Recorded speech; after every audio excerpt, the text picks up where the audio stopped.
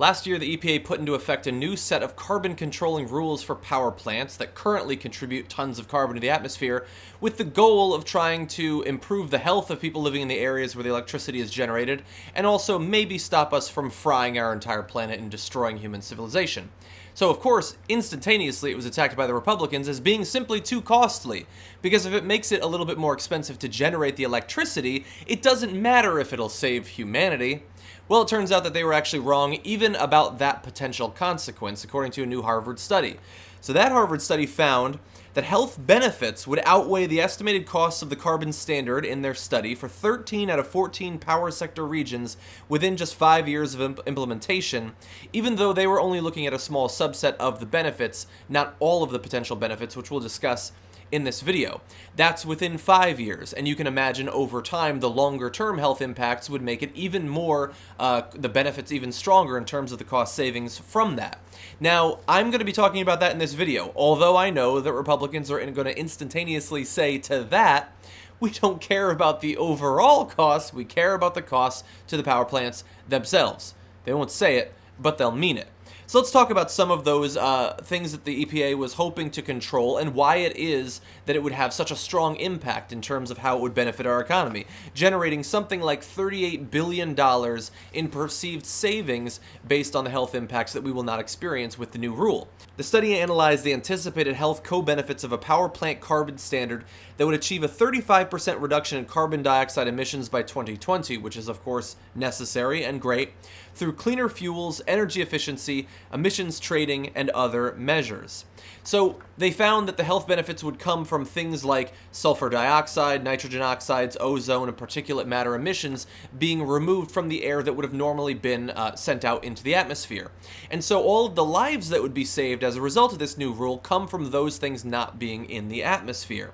And they anticipate that about 3,500 lives a year could be saved simply by the cleaner air that we would be breathing, which is amazing. And you'd imagine we should be willing to move Earth and heaven to achieve 3,500 lives. Think about all we did in response to 9/11 when fewer than that number died. This would be every single year stretching off into the future, and as we generate more and more power and have a larger and larger population, more and more lives would be saved, and more money would be saved as well. But that 3,500 lives is just from the particulate matter, the ozone, sulfur dioxide, and things of that sort. There are, of course, other ways that people could die as a result of that atmosphere polluting stuff getting out there due to the effect that it would have in terms of increasing climate change. And then, as a result of that, people could die from heat-related illnesses, extreme weather events being more common, and things of that sort. Then, longer term, perhaps, you have the water drying out and being more difficult to do agriculture in a lot of these areas, people having less access to water and to food. That's going to be slightly less of a problem in as rich a country as the US, but internationally this is going to be very significant. So they're not even including those sorts of effects. They might include it in the Harvard study in the future, but they don't have that. So we're talking about absolutely massive billions of dollars in economic benefit over just the short term, thousands of lives saved every year, and oh, by the way, the long-term little side effect of this experiment, that perhaps it contributes to us not burning our atmosphere off of the face of the Earth. I return to this sort of subject quite often, not because the videos do well, because they don't make any money or anything like that, but because as much as all of the other issues we talk about on this channel, on Think Tank, on TYT are important and worthy of coverage, perhaps nothing can eclipse the importance of the continued existence of humanity. Climate change is, as of right now, the only real existential threat, aside from perhaps nuclear war. But right now, climate change is a guaranteed thing that is going to happen.